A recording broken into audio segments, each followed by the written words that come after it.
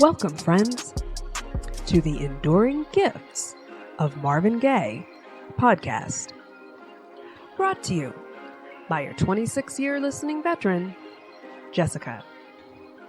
Join me as we celebrate these enduring gifts, the songs of Marvin Gaye. In each episode, I will share insights about the music and recount life experiences tied to it. I'm hoping to inspire you to take a first or your 500 first listen to these songs that are truly the enduring gifts of Marvin Gaye.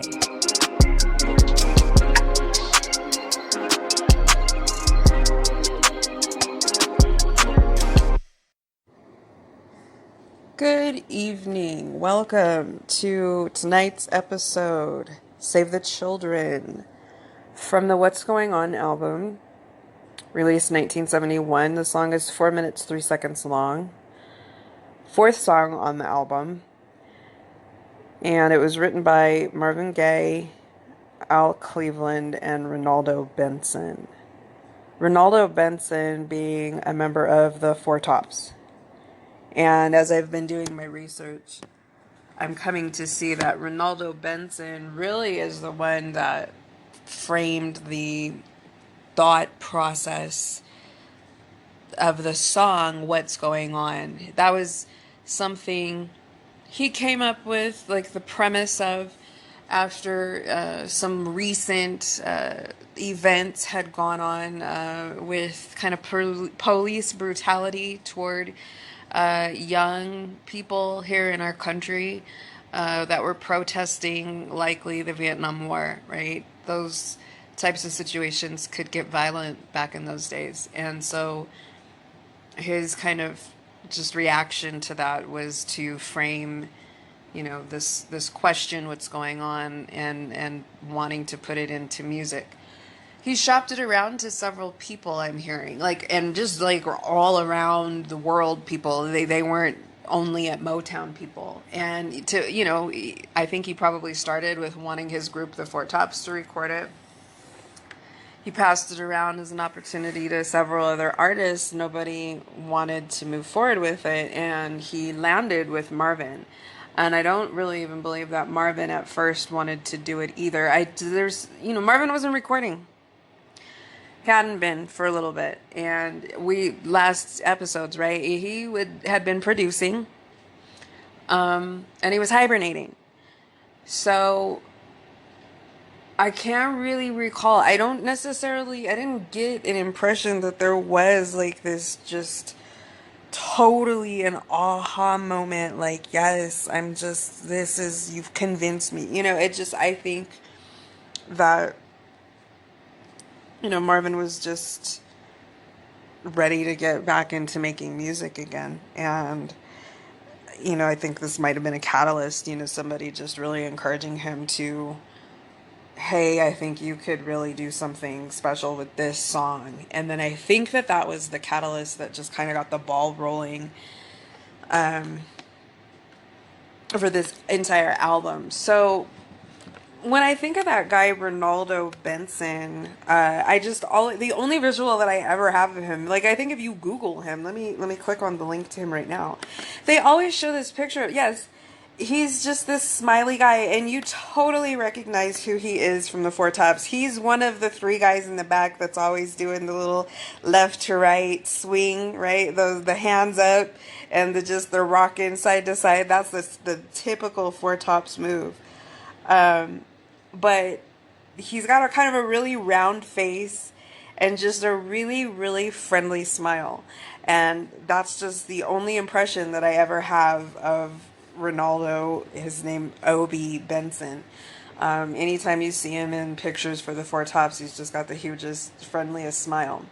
And then when I looked up who Al Cleveland is, it was just an article saying that he was a writer for Motown. So he was a songwriter, but he had started out with the Scepter label and had some hits with Dionne Warwick and others. Then he moved to Motown, did a lot with the Miracles, and later they said he kind of ended his career recording Native American music. Isn't that just an interesting tidbit? So When I give you that background on these individuals that were collaborating with Marvin on this particular song, Save the Children, right away it's giving an impression of, yes, this is a sound environment, right? These are talented, songwriting, collaborative, nobody with some type of an ulterior motive thing going on. Like, Ronaldo Benson was happy to just hand over the bringing home, bringing it to the finish line, his song "What's Going On" to Marvin. So um, there was just definitely something that worked for Marvin, collaborating with these two to generate this song. Because here would be my headline for the song "Save the Children" and this episode. Save the Children contains the only, and I will put that in capital, bold, underlined letters, ONLY, 20 seconds of Marvin Gaye that you, me, the world could handle. And I'm going to break that down. And I've struggled with exactly the words to use to frame what I'm going to break down. I think I'll be able to break it down better than I'm able to headline it. But it is to give the gist in a headline that this song contains 20 seconds of song of Marvin Gaye in his entire catalog in his life that he recorded for us. That he reveals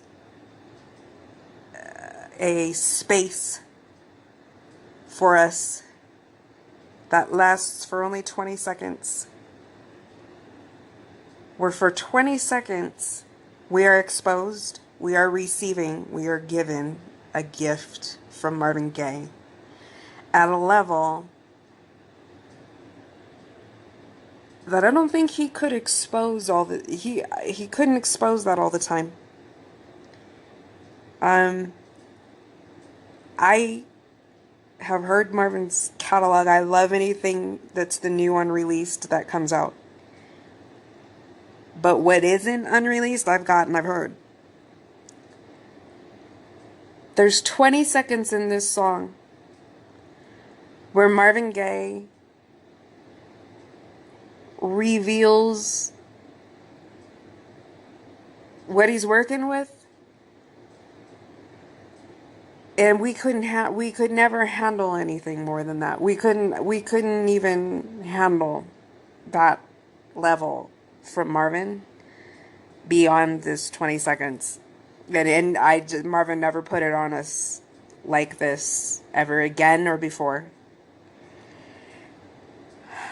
So this song for me is that. It's the 20 seconds. So I just got home. Did I reveal? Let me just give you a little detail. Let me just put you where I'm at right now so that we're having this conversation together. It is 9:45 exactly p.m. on 7/16/2019. I just got home about an hour ago. Actually, before I brought my ass home, I went to go get some ice cream. It is July. It's hotter than July. Isn't that the name of Stevie Wonder's album, Hotter Than July? It's hotter than July outside. And what I had just been doing, because I needed to study this song so hard, again, I don't ever want to make this seem like a bragging thing. Please let me describe my baby. My Ford Mustang V8 red, candy red convertible is my life's achievement. I've had my aspirations set on achieving my car for 20 years, and I finally was able to make that happen. So whenever I mention my car, I know it is very aspirational, and it is for me. So there is not an ounce of me not being able to understand the blessing of my gift that I own at this point in my life that I took 20 years grinding to be able to get. So please don't ever hear me referring to my blessing with an impression that it is anything less than valued as that in my life.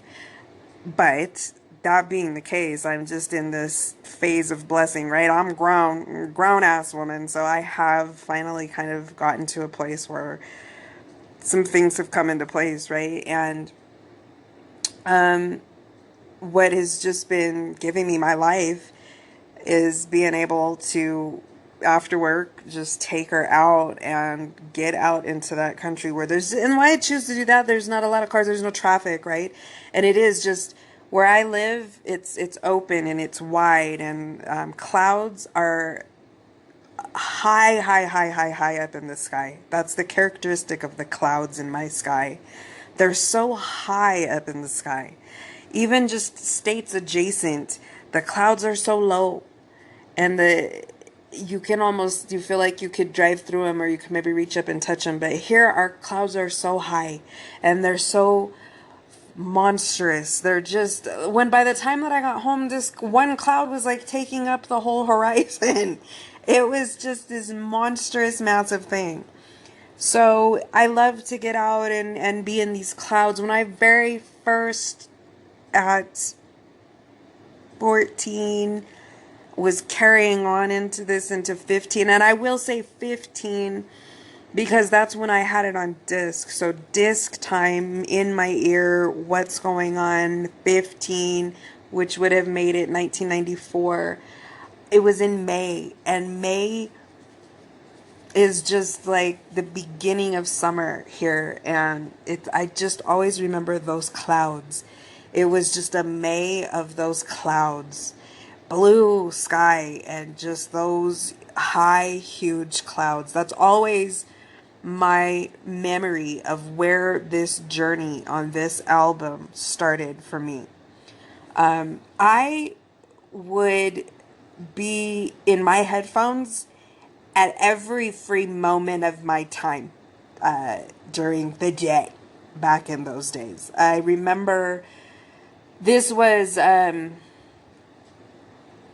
when I was going into high school. And so high school was a different school, right? Like a physically different school. And actually, I'm trying to think about this. Was I 15 in high school? Yes. When I just started high school, I was late 15. And then early, still in the year, right, I turned 16. But yeah, when I was in 10th grade is when I went to high school. The way that our school system is you had elementary, kindergarten to 6th, then you had junior high, 7th to 9th. And now I loved that structure. They should keep it that structure, and it hasn't been that structure. My class was the last class that they did it in that structure, but it worked for us. 9th grade allowed us, we were top dogs. We were top dogs. When we were in 9th grade, we were top dog of our school, and our physical school. We were the top dog, and that felt right. You know what I mean? You had achieved something. You were senior, right? In 9th grade. That's the right message to give to these kids. You know, don't make them feel punks and pipsqueaks and just picked on so soon. For us, it was an achievement. It was an accomplishment. We were big dog on campus, and we didn't go around bullying and abusing the younger kids we were looked up to. It was just this tight-knit little group of only 7th, 8th, and 9th. We were all in one school, just little 3 classes of kids. And it was an achievement to get to that 9th grade level, and that was a great school year for me. And then it made that transition into high school not so scary, because I don't care, you know what I'm saying? This was the reality. Once we switched over to the next physical school of high school, we were sophomores, though. You know what I'm saying? And so I'm sorry, when you're a sophomore, that's not the lowest, portion on the totem pole. That, I just totally messed that up. That's not even a saying, right? The lowest position on the totem pole, but that still doesn't even really mean anything. But I think I've made my point, right? Like, we weren't the young pipsqueaks punks. We weren't picked on. We weren't picked on.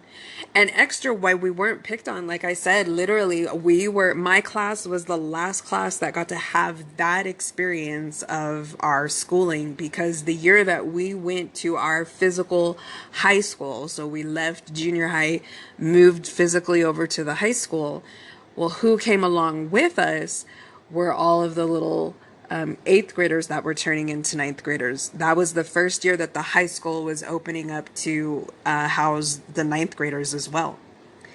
Because up to that point, our high school had only housed 10th, 11th, 12th. And extra why it wasn't a hard transition for us is because we literally were not the young ones in the school, because we had these little babies coming with us, and that was just really tough to see. They were so little. They were like physically so tiny. There were some of these children that were ninth grade coming into high school with us, and they were like physically so tiny. I was like, oh my gosh, these poor little children, and they had a rough time. I will say, the year that I started college, so just the year after I left high school, so I went straight to college right after high school. The year that I left high school is the year that the first school shooting started popping off in this country. And so I'm of that generation, right? Like, I'm of these kids that just, where are they, right? Where in the world are they? And so for the fact that happened, like, just the class right behind me, they were these little babies that came to school with us, and it was, yeah. Ugh. So all of that is not a digression, kind of a little bit of digression. It actually all honestly feeds into Save the Children, right? But that was just, I was putting myself back into where I was listening to this album. And so why I went to high school like that, why I mentally went to high school like that, is because I do remember being on my campus, 10th grade, that first year, my first year in high school. And I obviously, I'm just thinking about this, was taking my portable CD player to school with me, along with those big ass headphones that I described at the very end of the last episode. And on our lunch breaks, I did have these two girls that I would usually, kick it with for lunch break at the very beginning of the school year. These were two girls that had come from my junior high with me, and I'd had classes with them a lot. I'd had classes with them for the past 3 years, 7th, 8th, 9th grade. So I knew who they were, and we just happened to have the same lunch hour. So then we were bumping into each other at lunch, and it was like, okay, this is our free hour. Let's just hang out. We know who each other are. There's a lot of people here. There were a lot of people at our school, 2,000. And I don't know, maybe that's not as big as some, but it's not as small as others. So it was a big experience. And so just to kind of find two people that you knew in that mix of people, it was a little bit of comfort at first. But these girls weren't my close friends. They were just acquaintances. I just knew their faces out of a crowd, right? They really were not my friends. They weren't enemies, but I wasn't close with them. I had a group of girls that I was closer with, in junior high, and I wasn't having a lunch break with them right now. So anyway, I would be, in the presence of these two girls that I knew, but like I said, they weren't my friends, and we weren't really close. And after a little bit, it became clear to me that, like, conversation wasn't really going to gel that well. And so the next thing I knew, and not to be rude, but just the next thing I knew, they were kind of more talking between themselves. It wasn't like, it was nothing negative, right? But it was just like, okay, we just know who each other are, and we're just finding a little bit of comfort in being in each other's presence right now. But I don't really feel the need to, like, engage in this kind of uninteresting conversation. That's like, we're not having deep conversation here. So I'm going to slip my headphones on right now. And I would, while I was sitting there with them, put my headphones on and I would totally be into this album, just any song on the What's Going On album. So, and I would leave their world and step into Marvin's. And I mean, like, I would completely not be able to hear them. And I would just be in their presence, but not, you know what I mean? And listening to this album. So that was like my typical experience. And then it just got to the point where, you know, this happened maybe 2-3 days at the very beginning of the school year, right? And then I was just more comfortable, like not needing to be sitting around people that I just knew but wasn't interacting with. It was more comfortable for me to actually just spend my lunch period more privately, you know, not with people around me, and just kind of maybe them feeling a little bit awkward that I wasn't engaging in conversation. And I was just taking the time to listen to my music by myself. That was more my zhuzh. That was more my preference. That was more my, I'm comfortable doing this. So then there would always be the very long school bus ride home, and as much as I could, dude, like, let me go back to this environment. I grew up with ruffians. I grew up with little wannabes, you know, wannabe gangsters, wannabe drug dealers, wannabe gang members, you know what I mean? Wannabe just little badasses. And then the school bus, right? Oh my God. I honestly, that is the worst experience of childhood for me, was school bus time. And it was my experience from, good gosh, was I taking the school bus since second grade? When I went to the same school district school system from the age of second grade until I graduated from high school. Before that, we had been in another school district school area. But then in second grade, we moved to where for just the rest of childhood, I grew up and was in the same school district and just flowing from one school to the next. So I'm pretty sure, yeah, I was riding the bus. My dad would always drop me off in the morning to the bus stop. But these kids were just horrific, dude. They were just awful, horrible little human beings. And it's just so sad the way that, you know, bad people raise bad kids, right? I just would be called the N-word to my face. It was very volatile, just always on the verge, right? In being in an experience like that, you as the person in that experience feel constantly that you are always on your verge of what's going to be the straw that breaks my back. And then I have to flip the fuck out on these fools. You know what I mean? Like, it was that experience my entire childhood, because it was so confrontational and just in my face, rocks being thrown at me, you know, just constantly being verbally abused, witnessing other people getting into physical altercations. It was a heinous experience. And the school bus was where it all went down, dude. By the time that I was in high school, the school bus ride was over an hour long, because we went so far. We went around the county, it felt like, dropping everybody off. And, but for the most part, I'm knowing that I wouldn't take my ears off of those motherfuckers. So I know that I didn't have my headphones on to be kind of like blocking out the sound of all of those motherfuckers around me. I needed to keep my ears on them. You know what I'm saying? I couldn't allow myself to not be able to be fully aware of my surroundings. It was that type of an environment and situation. And so finally, though, the only time where it was kind of like, fuck, you know, it was like when I got to my bus stop, right? Like when I finally got to my bus stop. And then from there, I had a mile walk home.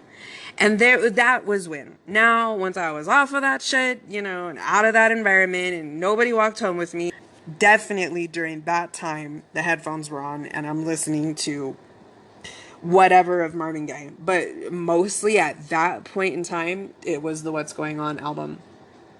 So again, that just puts me into, now I'm outside, right? Like I'm walking for a mile. And we lived in, like I have mentioned this before, in the Shadow of Your Smile episode, I did shout this out because this was a humongous characteristic of my neighborhood. Just very steep hills. We lived in a very hilly, very steep hilled neighborhood.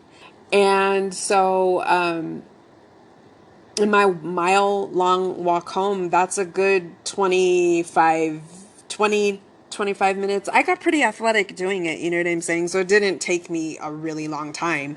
I got good at walking up those hills.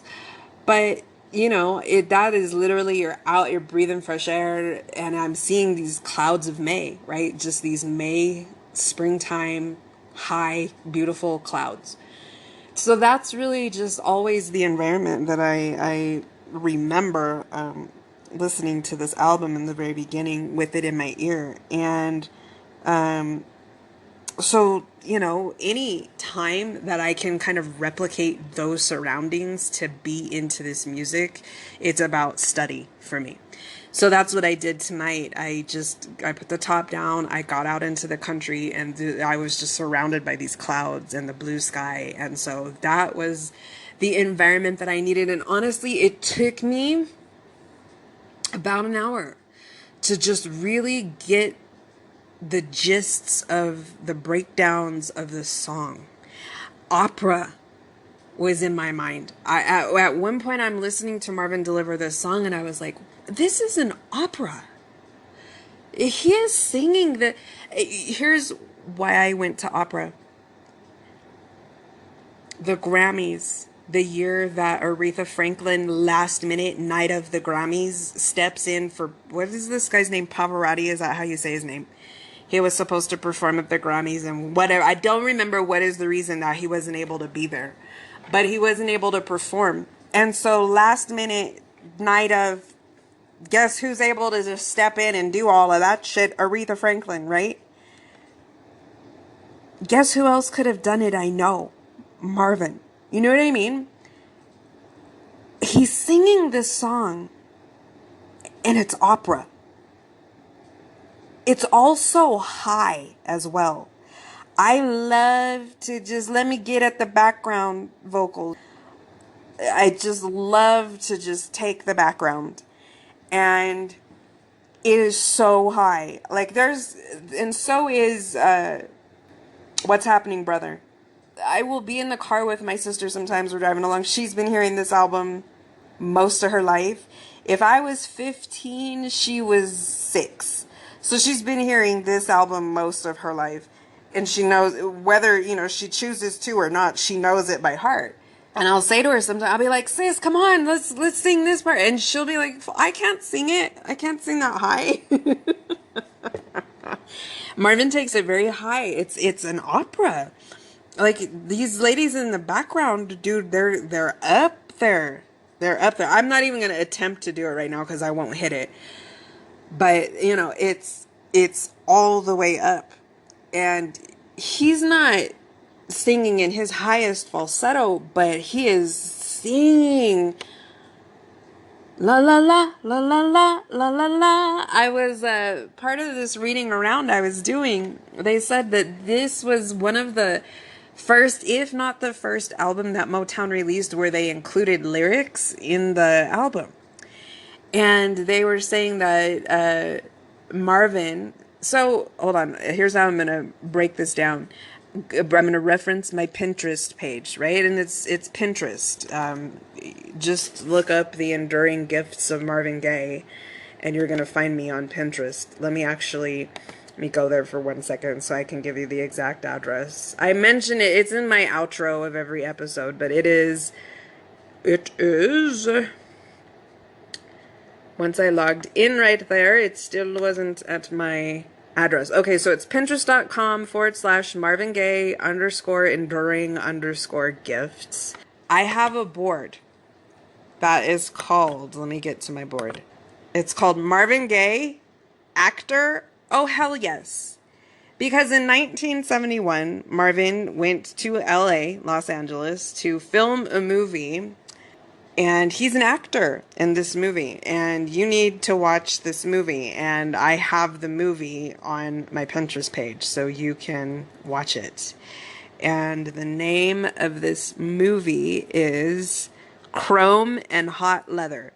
And Marvin Gaye is in the movie from start to finish, and he has speaking lines, and he is an actor, and you need to see Marvin Gaye acting. So you can not take your eyes off of him for a single scene that he is in. And he is in that movie from start to finish. And he even kicks ass towards the end of that movie. So you, please get your life and watch Chrome and Hot Leather, which was made in 1971. Which, as I mentioned, What's Going On was recorded in 30 days.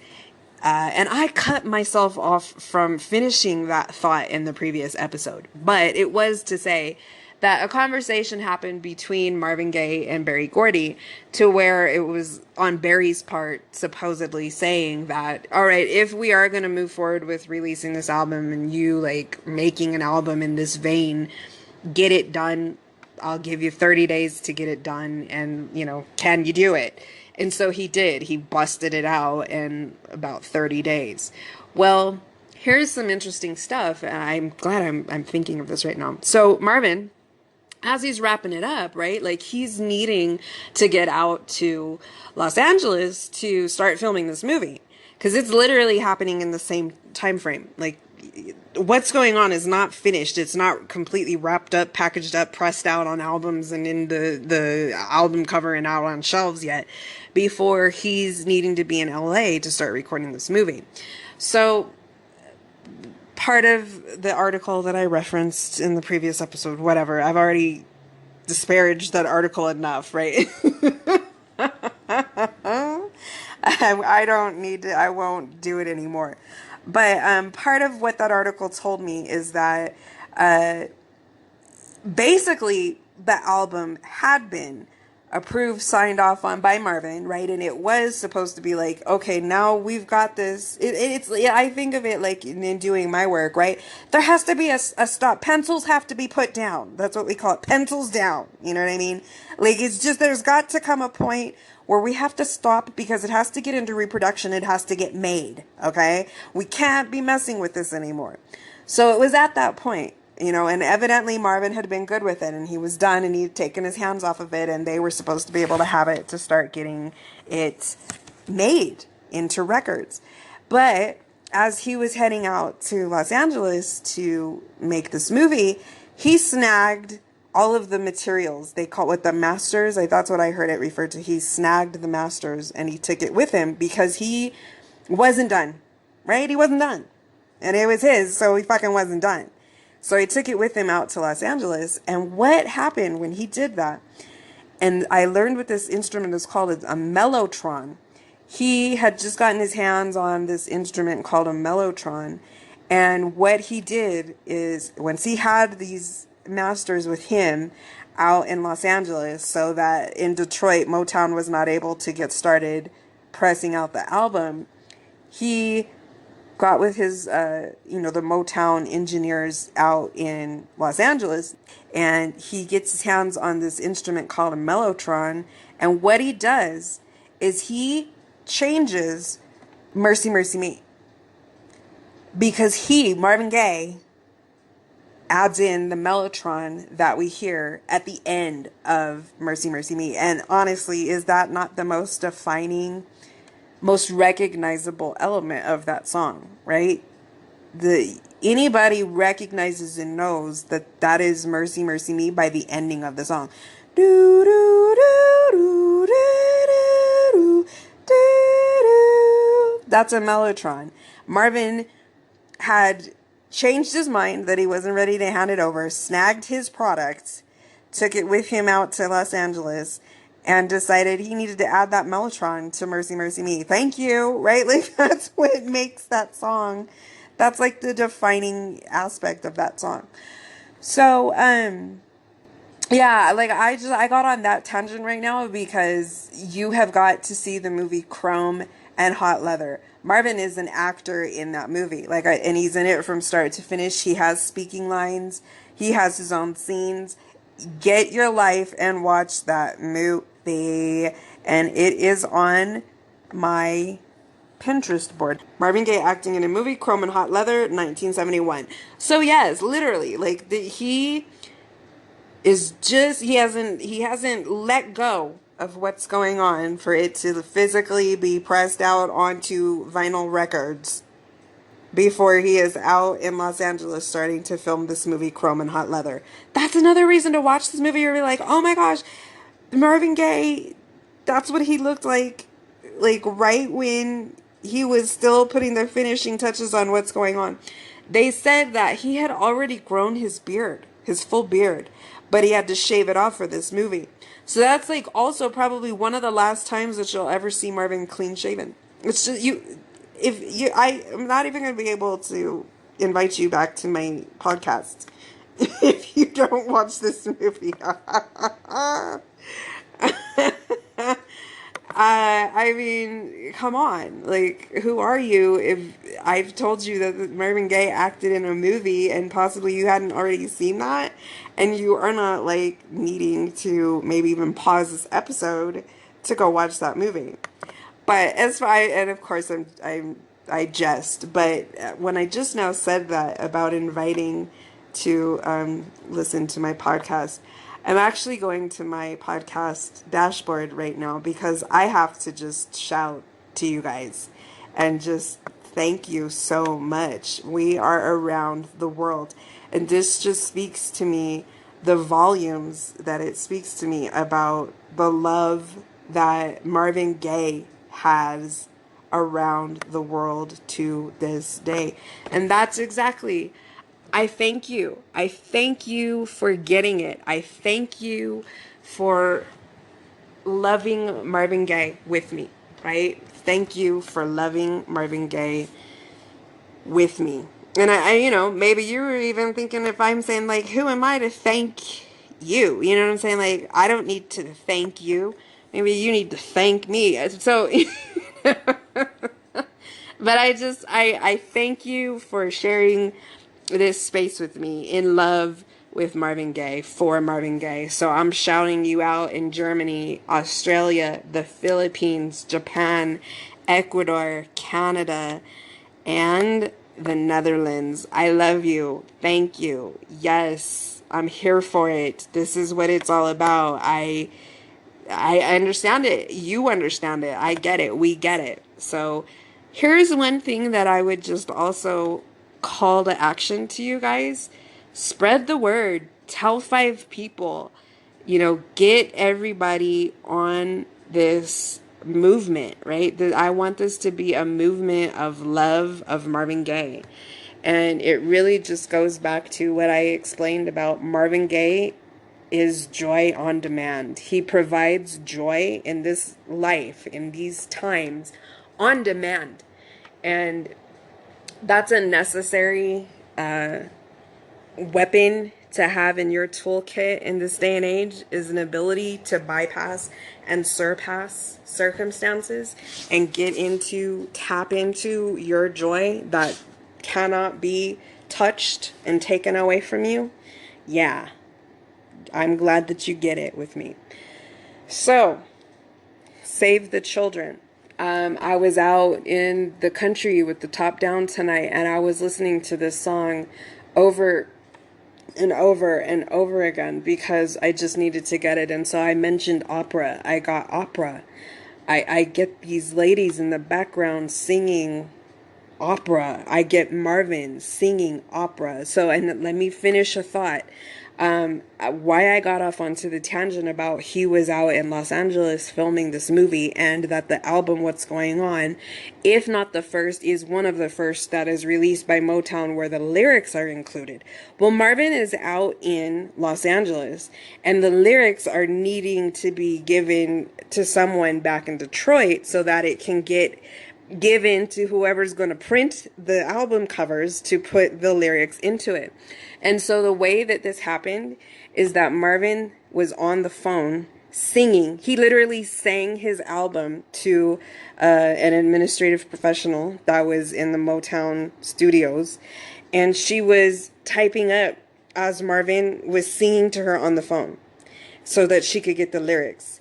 And so she is literally just transcribing exactly what Marvin is singing to her on the phone. But an element of opera about that is like, and why this song gives me opera is because Marvin literally sings in this song, and this woman that was on the phone with him literally transcribed into the lyrics, and what you can read on the inside of the album cover is la la la la la la la la la. I feel like that is one of the very few times, I'm not convinced that it is the only time, but I know it is one of the very few times where Marvin is so into the song, so into song, that lyrics of the song are la la la la la la la la la. But isn't that the most adorable? And isn't that opera? Isn't that that reminds me, Figaro, Figaro, Figaro. La la la la la la la. So la la la la la la la la la. He's so into song that lyrics of this song are la la la la la la la la. That's opera, right? It's not opera. So opera I was getting opera as I was heading back home. Really where I was getting my biggest focus and where I was able to just really, really stay focused. Because the farther that I was driving out, the more and more it was just open country, less and less traffic and less people around me. But yeah, when I was coming back, I was at opera. Marvin literally is speaking to us in this song. I do believe that this song is one of the first times, if not the first time, I would love for someone to be able to put me in check, put me in some Marvin Gaye check, to show me where is the song before this one, where Marvin Gaye is speaking in the song, where like he's just speaking. And it grabbed me, the degree to which Marvin is speaking. Marvin starts out the song speaking. I tried to put myself back into very first moments of listening to this song. And yeah, I achieved that at a portion of my drive tonight, of hearing Marvin starting off this song and listening to it as from a place of not knowing what to expect, right? Like a first time hearing this song, and you don't know what to expect. You don't know what's coming next.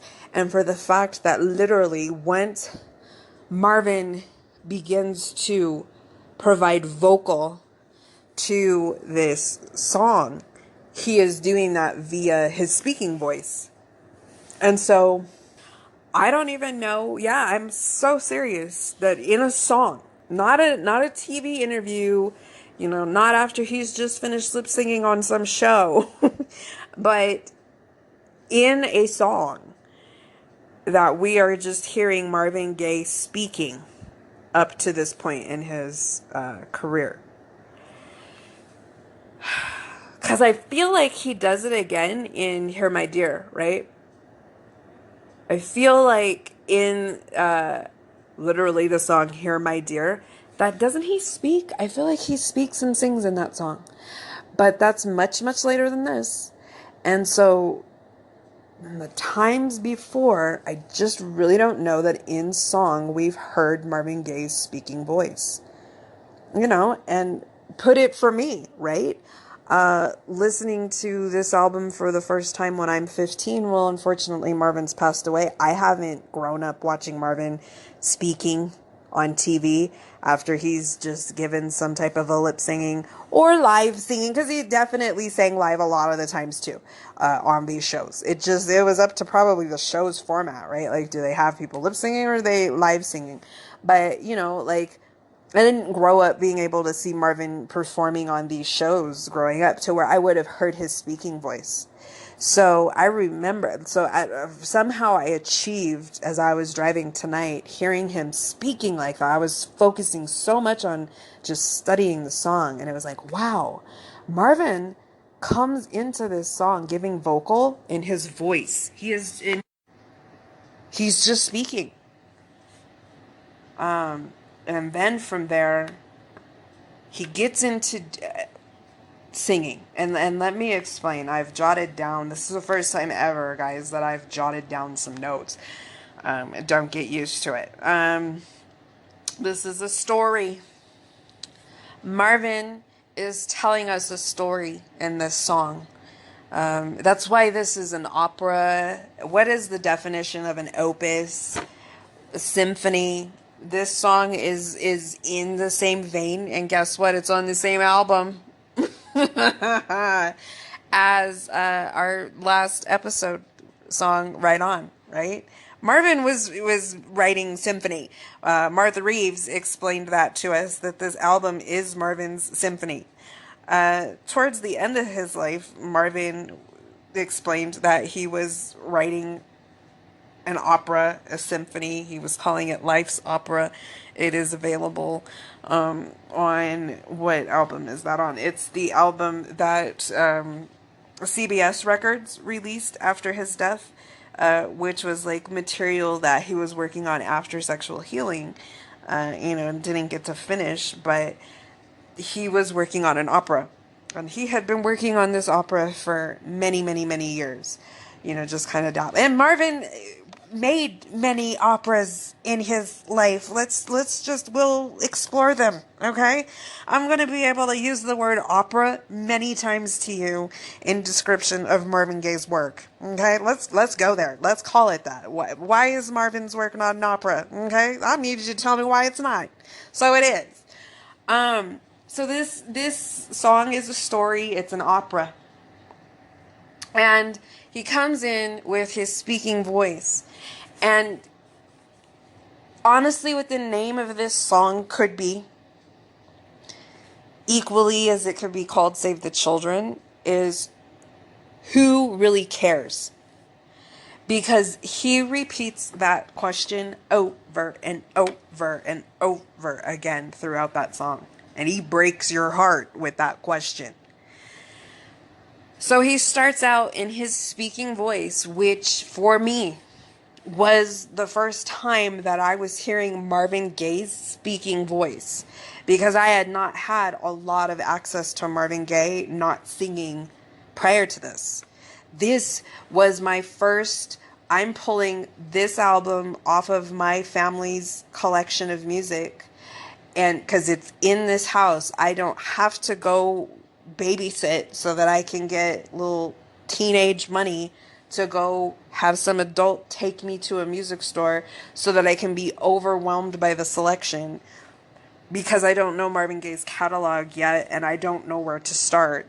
But there was something known about this album, which was the song Mercy, Mercy Me. I had already tried to play this album a couple of years prior, a couple of years prior, and got stuck on the song Flying High in the Friendly Sky. So I had to put it back for about a year, because I was 13 when I first tried to listen to this album.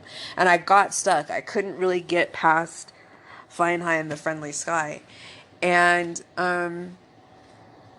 but now I was doing this, we were in it to win it, and it was going to go down, it was going down, you know what I'm saying? So I was listening to this album, and I was in it to win it. By the time that I was pulling this album off at 14 and I was actually going in, I already knew the barrier of Flying High and the Friendly Sky. I already knew that I didn't quite understand that song a year before when I had first tried to hear it. But I knew that I needed to get past that, and I just needed to figure it out. I needed to figure it out, right? And I needed to keep it moving and just hear everything on this album. So this was the album that, was starting it all for me.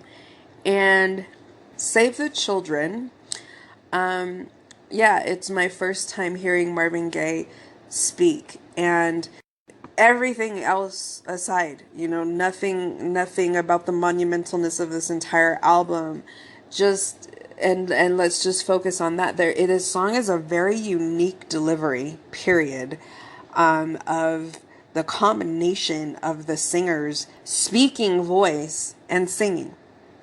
And tonight, what I really received from Marvin was that he was telling a story. Literally as if he was like reading us a story. And that would be the reason why we are hearing Marvin speaking, reading the words, right? Because until minute 2 and 39 seconds in this 4 minute and 3 second long song, Marvin is speaking to us throughout from second 0 until the last time that we hear Marvin using his speaking voice is at minute 2 and 39 seconds. Up and through that 2 minutes and 39 seconds, Marvin is speaking to us and he is telling us a story. And really the place that Marvin Gaye takes me with the words that he is speaking and the story that he is telling is into the future, into the time of revelations. That's where I'm at. Those are the visions that I'm seeing. The picture that Marvin is painting to me is describing revelations to me. You can go wherever that takes you, but so I'm not, but for me that's where I'm at with it. And what I get is that Marvin is showing us how it is possible to interpret words. He speaks them.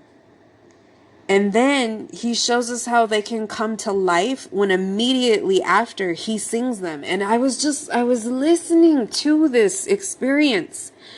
And he is speaking these words. And this is where it's like, I don't give a fuck if he wrote this song with 50 other people, 500 other people. I don't give a fuck if this was a song that was We Are the World. Do you know what I'm saying? That song, We Are the World, where there's like 500 people that perform on that song. I don't give a fuck if that many people wrote this song with Marvin Gaye. The experience of this song and what Marvin is showing you and what he's doing is he is reading you his work immediately in the moment, followed by singing you his work. And there is a way that his work is driven home to you with that delivery method. And that's the reason why I'm saying Marvin is literally showing us how it is possible to interpret words. Because words can just be flat and they can be stagnant and they can be stale. And they sometimes cannot be the most effective way to deliver one's message, right? And Marvin is speaking his words. And you know what, though? Why it is so very effective with Marvin speaking his words is because, like I said, it's a unique delivery approach to a song. To literally, in your song, you're just speaking. You're not singing. You're just speaking. And I think like that really drives home Marvin's message because we're hearing his speaking voice. And so, yeah, somebody of the time that grew up on Marvin, catching him every opportunity that they could on any TV performances that he was making, they've heard his speaking voice before up to that point.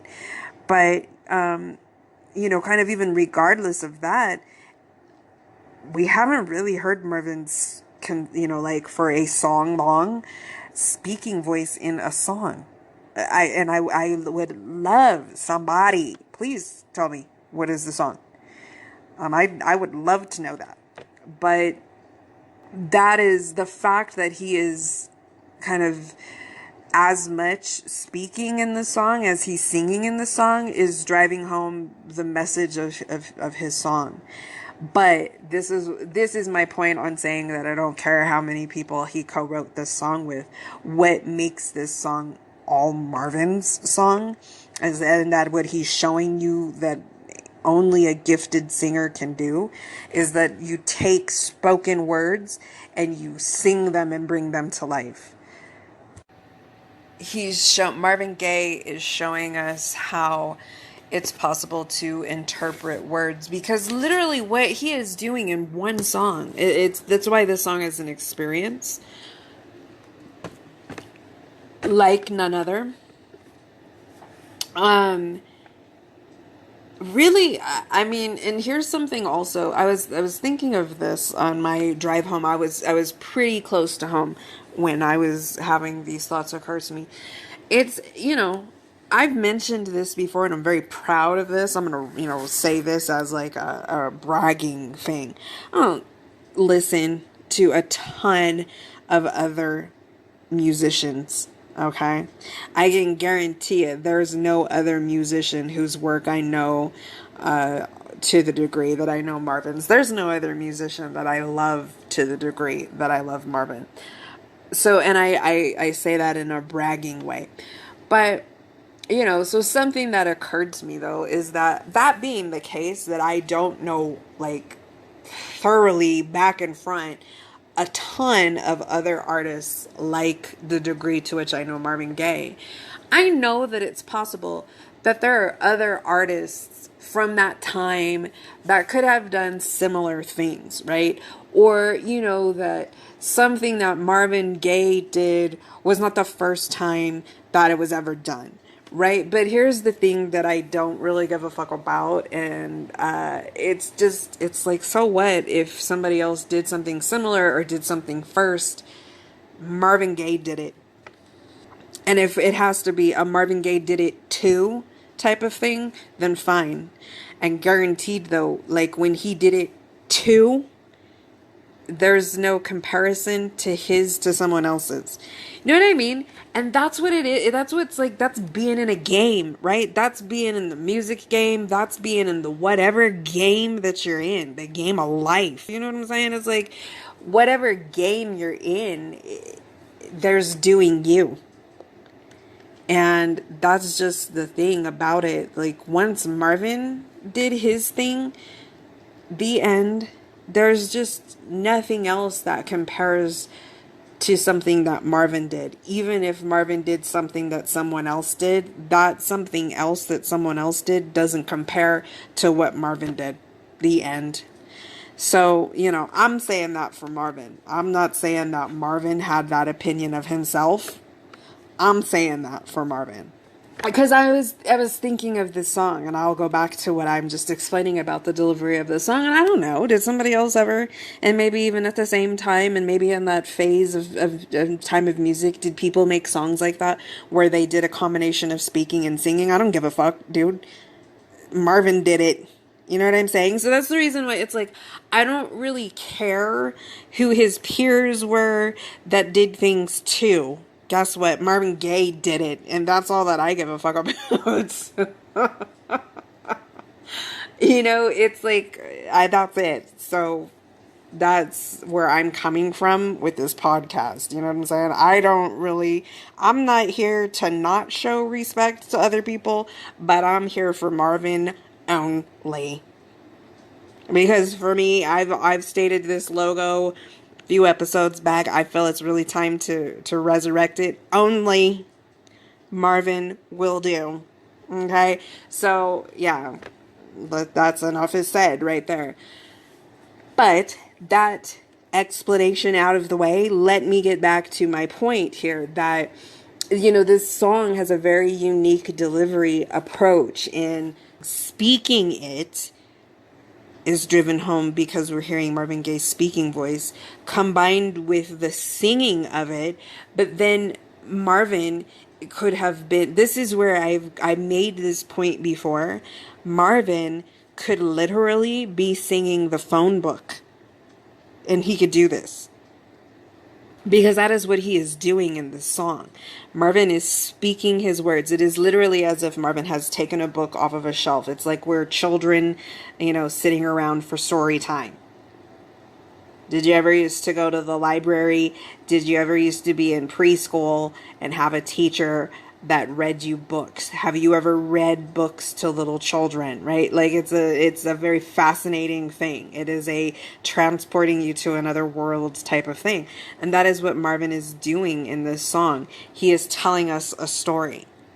And he is reading the story to us, okay? And so he does that with his speaking voice. We are being read a story by Marvin in this song.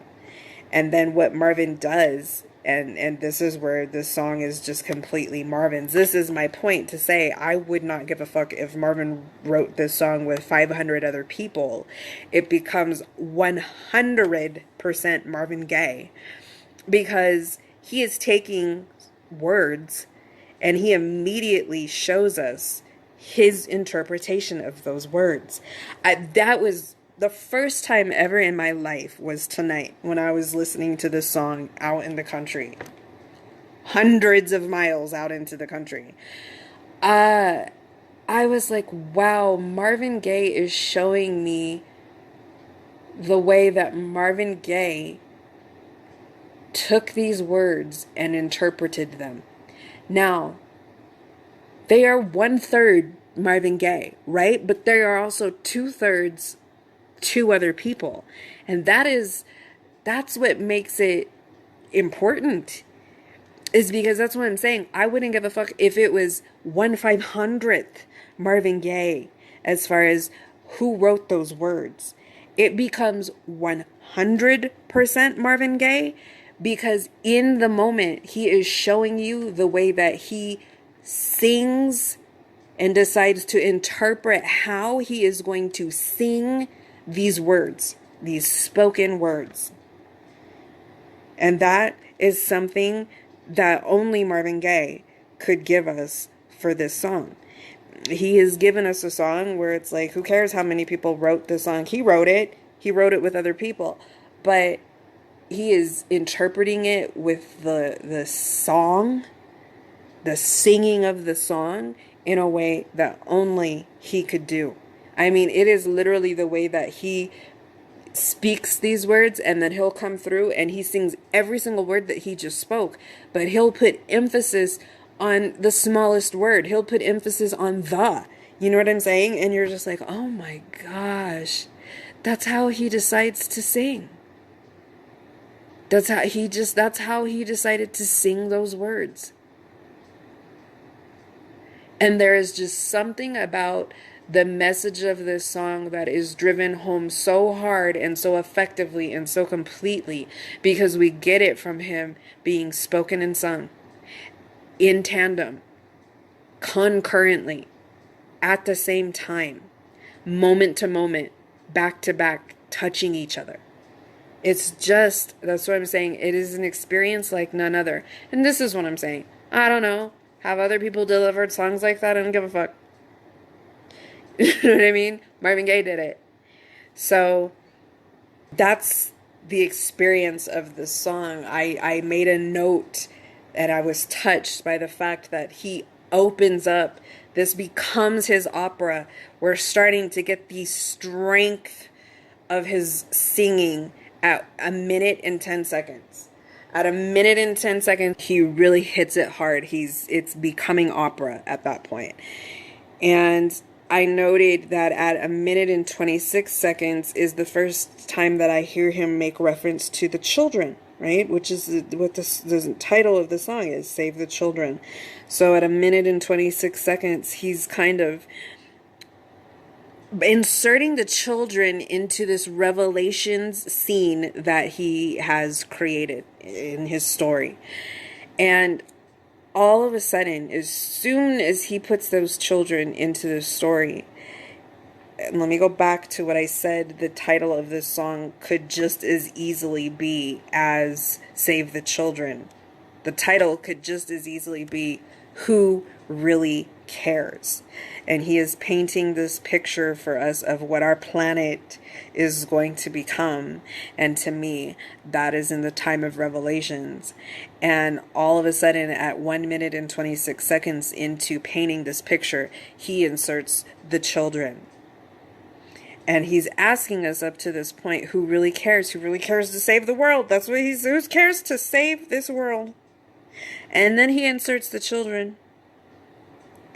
And what this song has always done for my heart, at the point that the children become inserted, is that like something is breaking inside of me and something is also turning on inside of me, right? It's like there's a breakdown of like, I almost can't take this picture that you're painting anymore because it's enough for me to think of myself going through that, right? But I almost can't take it anymore when you insert the children into it, Marvin. My God, what are you doing to me right now? You know what I mean? And then the light turning on is that all of a sudden, this is where the motivation for doing what you have to do comes into play. Because the reason is the children. I'm going to explain children. I don't have children. And that's a life choice, okay? My lifestyle is more conducive to not having children. And that's just a choice that I am in my own skin about. Don't worry about me. You know what I'm saying? That has been a deliberate choice. But I have these children around me anyway. And guess who they are? They're the children of my sisters. So they are my babies still anyway. You know what I mean? When my sisters and I were children ourselves and we were growing up, little girls growing up together, we would sit around and talk about the days when we would be able to have children. And I don't know why. Don't ask me why, but it was innate in all three of us. For some reason, all three of us wanted to have boys. For some reason, it was like a boy, you know? And my sister has a girl and I love my niece. It wasn't that like we wouldn't love our daughters if we had them, but it was just like a boy, you know? And so I am so happy for both of my sisters. They both got to have their little boys. And I know that their little boys are just like the light of their lives, dude. And their little boys are the light of my life. But babies, right? Babies are the most pure experience that you will have on this planet. And I think especially so when you get to be who I am, which is auntie, because I don't have to do every single thing about raising them, right? I get to have breaks from them. So that allows our experiences and our little interactions to be completely of a certain experience, right? It doesn't have to be about, all of it. I'm not a parent. I don't have to be their parent. I get to be auntie. So anyway, just to paint the picture of babies, though, and what babies are. There's like, and I can start with painting you this picture, and then I'm going to relate it to babies. Butterflies, right? Isn't it very, very special? Like if a butterfly ever lands on you, right? That's just like this is a lucky moment. Wow, some type of a blessing is about to come my way. Something really good is about to happen to me. A butterfly just landed on me. So one day, I was at my sister's house outside in the backyard playing with my little boy. And I love to go there with him because I just play with him. I love to allow myself at 40 years old to get into the mind space of being able to play with my little 2-year-old boy. And so we were out in the backyard and I was laying in, just flat out laying in the grass with him. I think that might have been the first time that anybody was ever laying down in grass with him, because I was showing him the clouds. I wanted him to see how the clouds are always moving.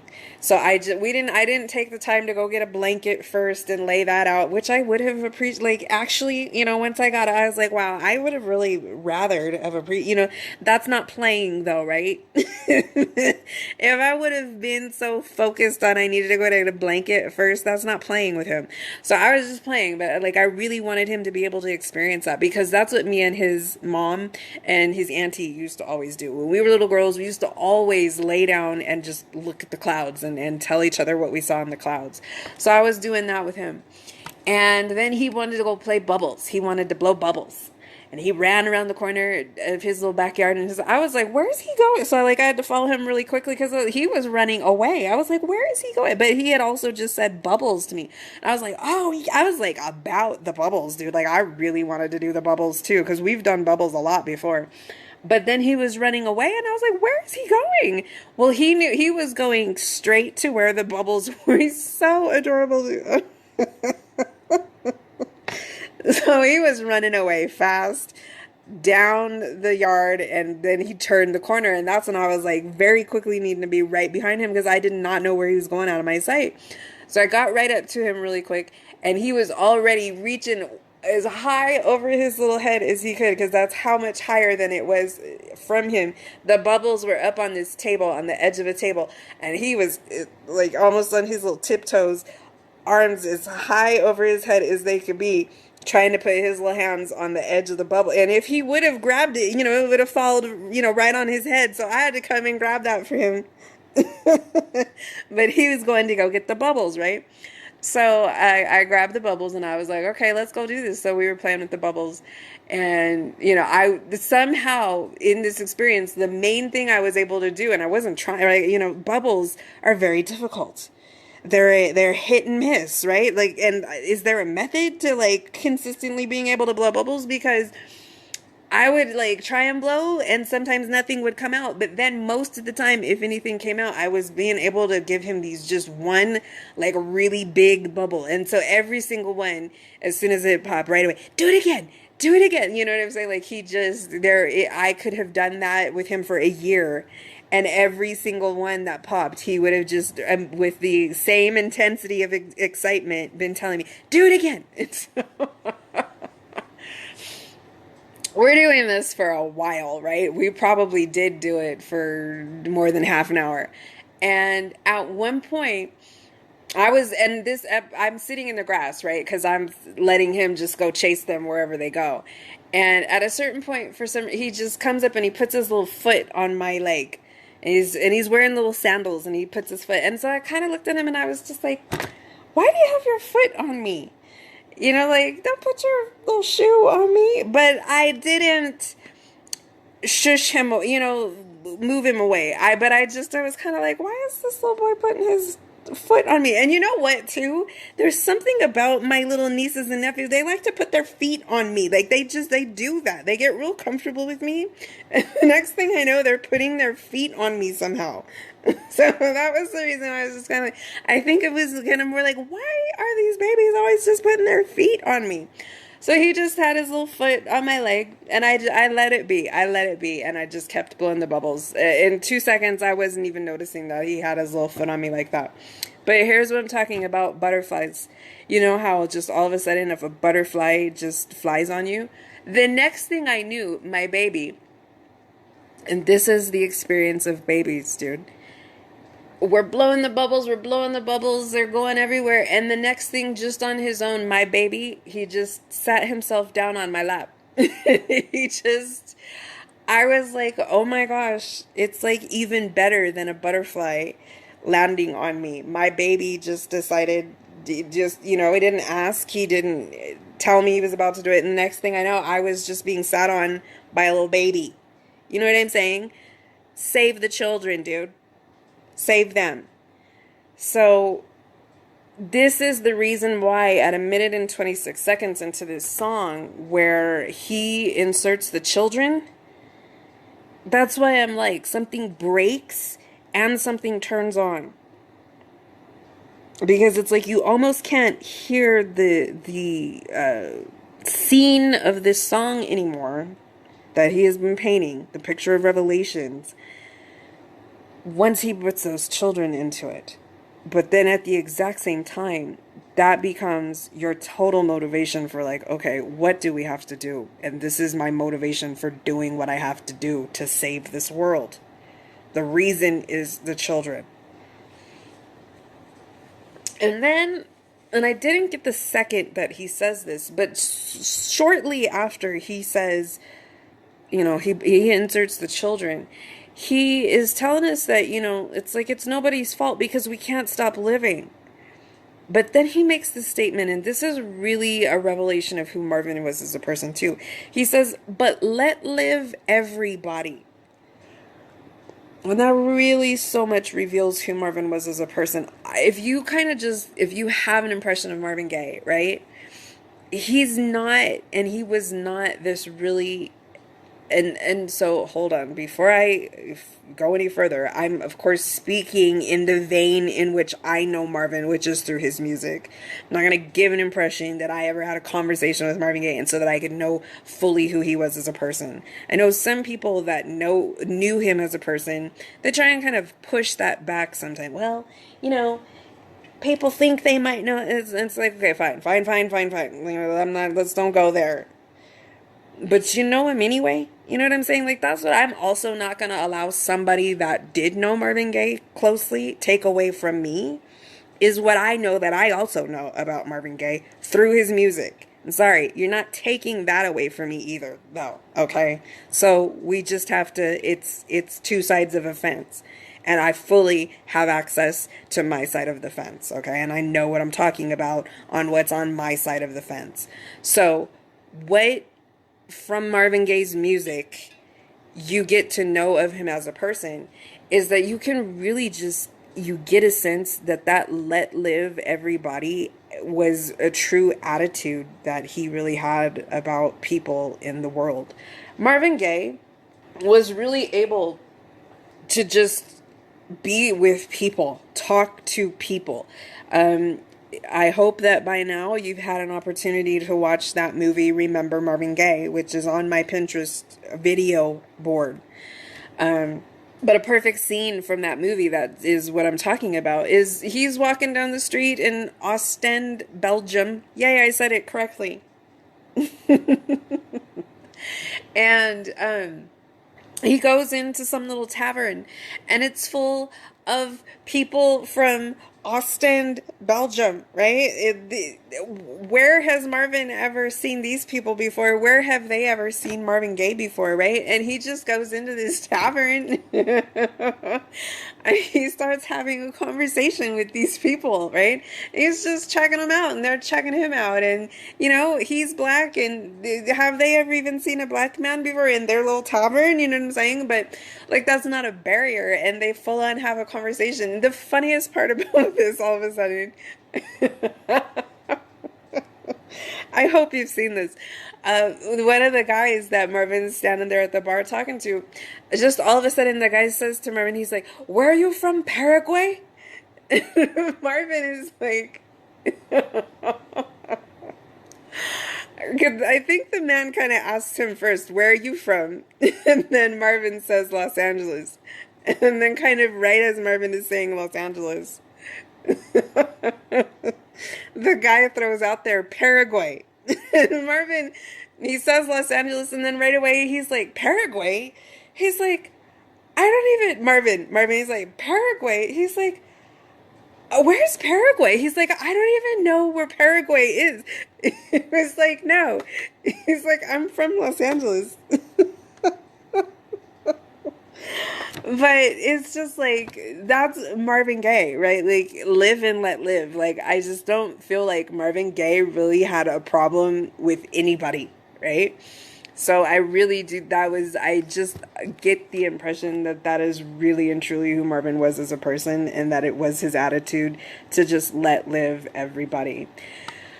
At minute 2:23 is where this song really fully becomes about the children. And so from minute 2 and 23 seconds until minute 2 and 39 seconds, it's children, the children, the children. And the last time that Marvin speaks in the song is at minute 2 and 39 seconds. That's the last time that we hear him speak. And really what he was just saying is, let's save the children.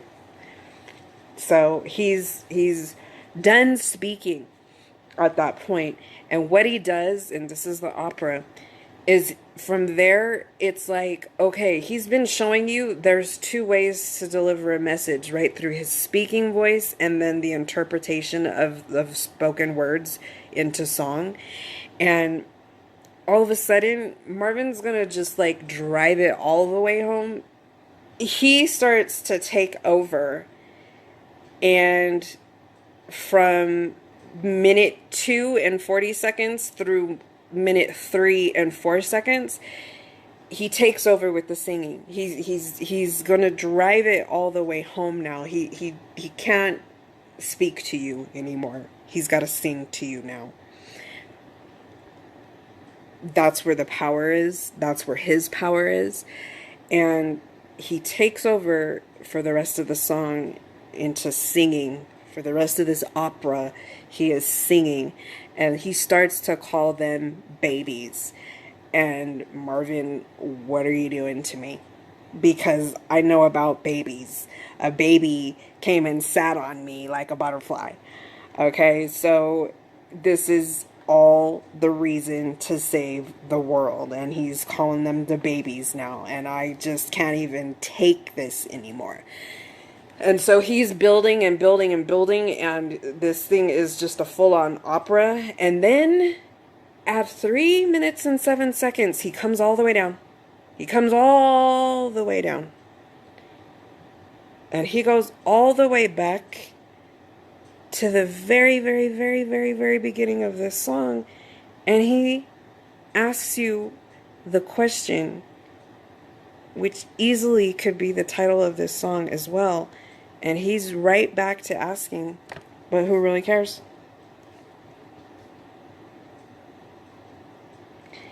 And it's like, Marvin, you have just broken my heart with these babies. And you have the nerve to just, and you took me to the top. You took me to the mountaintop with you. And then at 3 minutes and 7 seconds, you just stopped and you've let me back down to, I can't take this, because you're right back to asking me this question of who really cares. And now he's just singing and there's no more speaking, and he's broken your heart. And then he takes you to heaven.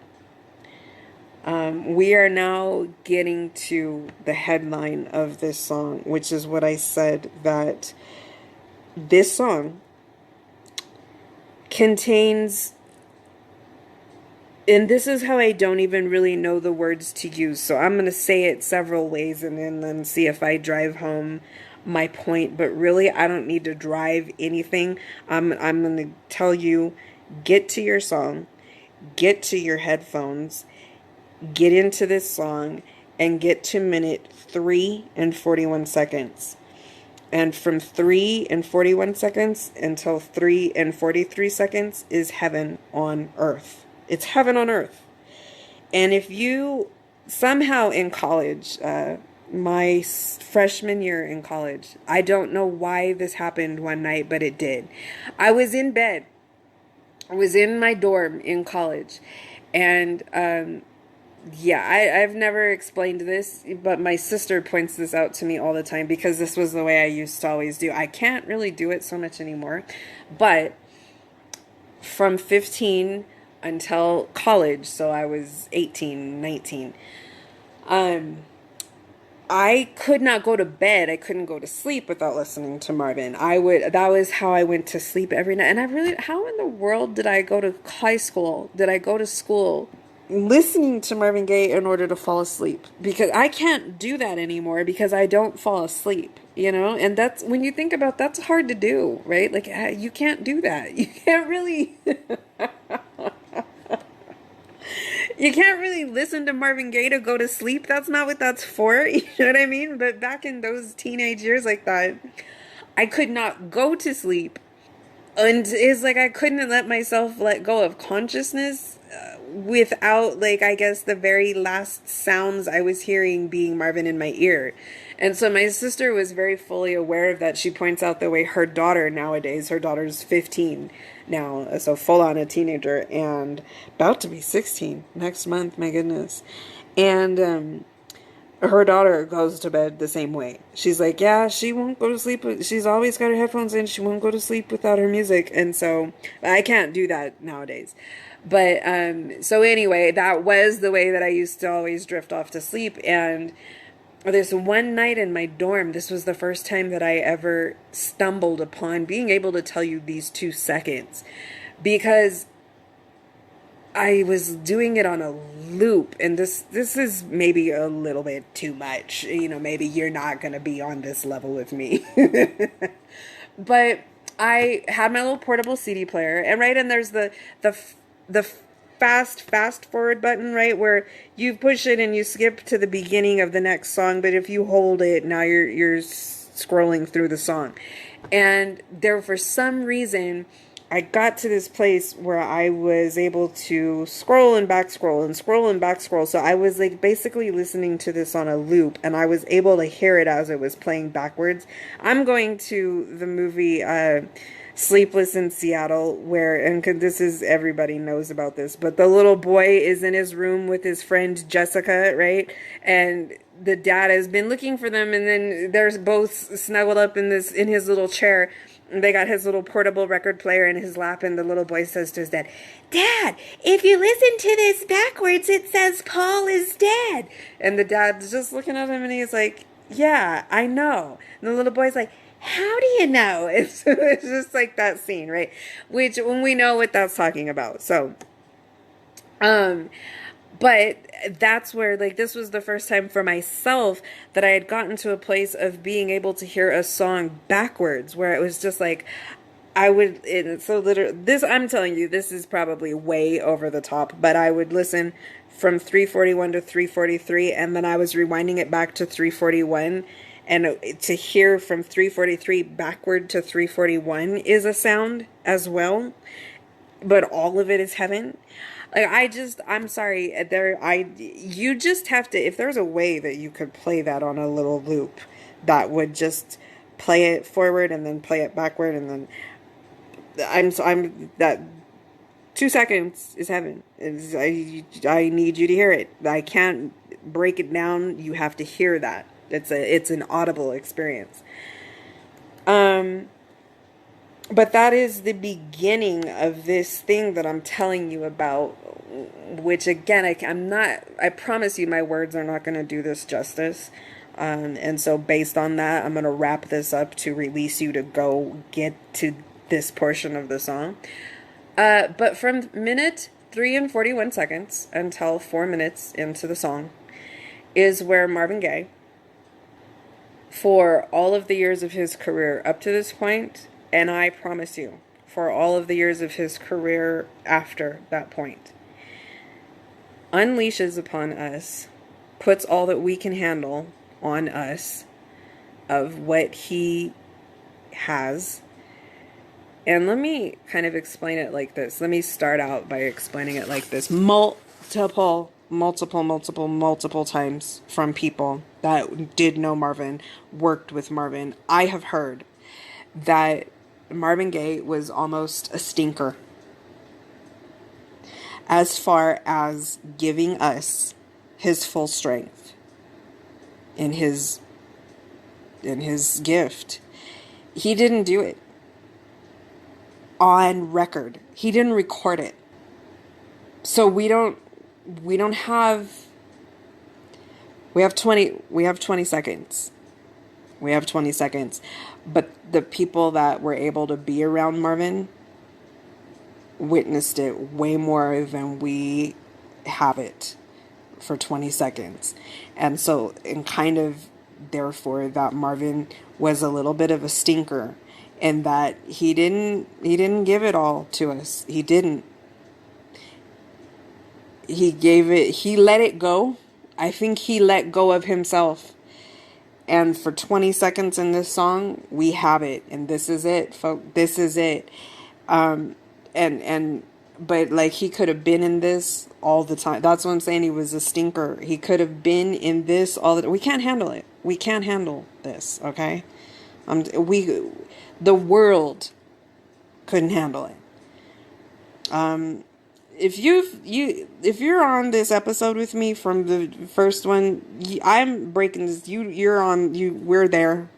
We're here, right? Like, I'm doing the fingers, eyes to eyes, my eyes to your eyes. We're here. 3 minutes, 41 seconds until 4 minutes in that song is the 20 seconds that Marvin Gaye forgot and just was in full power, and he unleashed it, and he forgot to keep it contained, and he didn't pull it back, and he didn't stop it, and we're hearing something that we never hear again, we haven't heard before. And it's just like, Marvin, why? Number one, why? You little stinker. You know what I mean? But it's all right, because you gave me this 20 seconds. I have absolutely no doubt. There's absolutely 100% not a question as to what is there that you don't share. You know what I mean? Because you let it go one time. You put all that I could handle, like my mind, my ears, my body, my soul, my psyche, my mentality, my emotions, couldn't handle this all the time. I get it. Okay, I'm gonna take it, because I have this 20 seconds and I can easily, be right in these 20 seconds anytime I need to.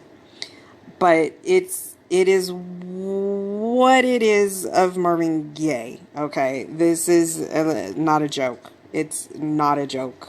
And this is the 20 seconds of life of Marvin. Of really, yeah.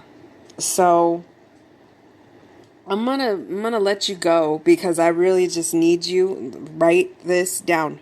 Minute 3 to 41 seconds.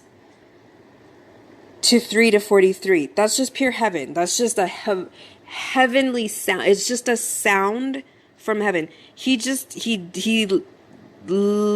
it go. I want to like say loses his mind. You know what I'm saying? Like, he's just gone. He's gone. Let me put it like that. He's gone. Okay, he's in heaven. Because he just listen to it, and then from 3:45 to 4 is just where we could not handle that again. Okay, so we don't get it again. But I think many people around him got it all the time, or whenever he felt like just being all the way in that. So, save the children, an experience like none other. And in 20 seconds, that is all we could handle. Love ya. Bye-bye.